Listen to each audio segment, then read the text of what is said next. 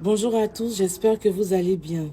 Alors aujourd'hui, je vais vous parler du secret spirituel qu'il existe entre la femme et les plantes et la nature. Vous savez, la femme a un élément et cet élément, c'est l'eau, c'est la terre. La femme et la terre sont deux collègues. Pourquoi? Parce que la terre crée, la terre donne naissance aux aliments qu'on a besoin pour vivre. Et la femme aussi, elle donne naissance aussi aux êtres humains.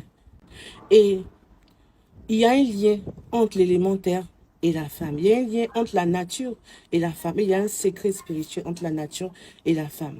Vous savez, en tant que femme, vous avez en vous l'âme d'une guérisseuse. Toutes les femmes sont des guérisseuses. Parce que la femme est un portail entre le monde invisible et le monde visible. Donc si tu m'écoutes et tu sais que tu es une femme, sache que tu es un portail. Parce que par toi transitent des âmes. Il y a une transition qui se fait entre le monde invisible, le monde spirituel, et le monde physique. Et toi, tu es le canal. Et donc en tant que canal, en tant que élément, on va dire créatrice, tu portes la vie comme la terre porte la vie. Et donc, quand une femme aujourd'hui se lève et elle prend une feuille, elle prend une plante pour guérir quelqu'un, ça agit. La preuve, regardez, beaucoup de guérisseuses, de femmes qui vendent des médicaments au marché, les femmes baoulées et tout, à Baie, ce sont des femmes. Ce sont des femmes qui prospèrent dans ce genre d'activité parce qu'elles sont reliées à l'élémentaire, reliées à l'eau, à la nature.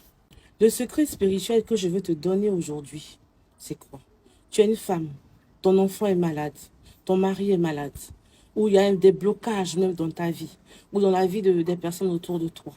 Tu vas te lever, tu vas aller dans la forêt, dans la nature, prendre une plante, n'importe quelle plante. Je vous dis, chaque plante a ses vertus, hein. Mais si aujourd'hui tu as une plante, par exemple, que tu ne connais même pas les vertus, tu vas prendre cette plante-là, tu vas la mettre dans un seau, mettre dans l'eau, la triturer un peu, et puis proclamer toutes tes intentions sur cette plante-là. Et tu vas prendre soit pour laver ton enfant, soit pour laver, disons, ton mari et tout.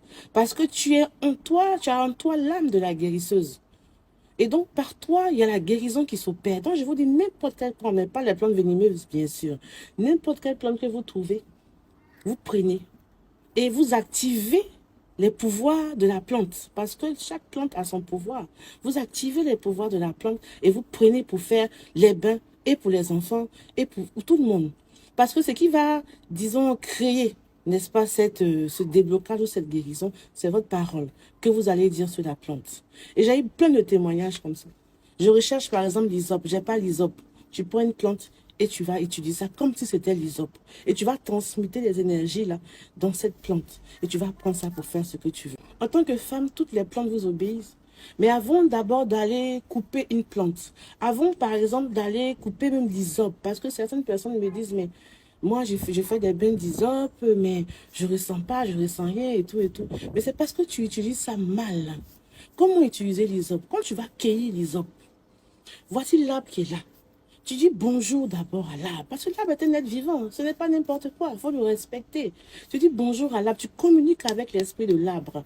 Tu lui dis Isop, Isop, Isop, tu l'appelles 3 fois. Je viens devant toi aujourd'hui pour utiliser tes feuilles pour ma guérison, pour utiliser tes feuilles pour un déblocage, pour utiliser tes feuilles pour un désenvoûtement. Je viens prendre, tu demandes la permission à l'arbre et tu cueilles maintenant les feuilles que tu auras besoin, la quantité de feuilles que tu auras besoin.